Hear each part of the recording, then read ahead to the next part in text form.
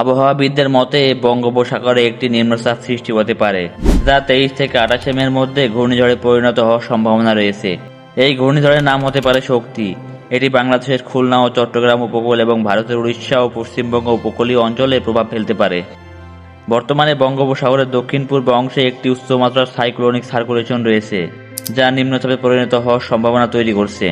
যদিও ভারতের আবহাওয়া অধিদপ্তর আইএমডি এখনও নিশ্চিতভাবে কোনো ঘূর্ণিঝড়ের পূর্বাভাস দেয়নি, তবে পরিস্থিতি পর্যবেক্ষণ করা হচ্ছে। যদি ঘূর্ণিঝড় শক্তি গঠিত হয়, তবে এটি উপকূলীয় অঞ্চলে ভারী বৃষ্টি, জলোচ্ছ্বাস এবং তীব্র বাতাস নিয়ে আসতে পারে। বিশেষ করে বাংলাদেশের খুলনা, বরিশাল ও চট্টগ্রাম অঞ্চলে এর প্রভাব পড়তে পারে। তাই স্থানীয় প্রশাসন ও জনগণকে সতর্ক থাকতে হবে এবং প্রয়োজনীয় প্রস্তুতি নিতে হবে।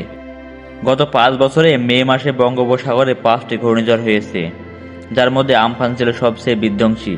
এই অভিজ্ঞতা থেকে শিক্ষা নিয়ে আমাদের উচিত আগাম প্রস্তুতি নেওয়া, যেমন নিরাপদ আশ্রয়স্থল নির্ধারণ, জরুরি সরঞ্জাম প্রস্তুত রাখা এবং স্থানীয় প্রশাসনের নির্দেশনা মেনে চলা। ঘূর্ণিঝড় শক্তি এখনও নিশ্চিত নয়, তবে সম্ভাবনা রয়েছে, তাই আমাদের সচেতন ও প্রস্তুত থাকতে হবে। আপনার এলাকার আবহাওয়া আপডেট জানার জন্য স্থানীয় প্রশাসনের সঙ্গে যোগাযোগ রাখুন। ভিডিওটি ভালো লাগলে লাইক দিন, শেয়ার করুন এবং আমাদের চ্যানেলটি সাবস্ক্রাইব করুন।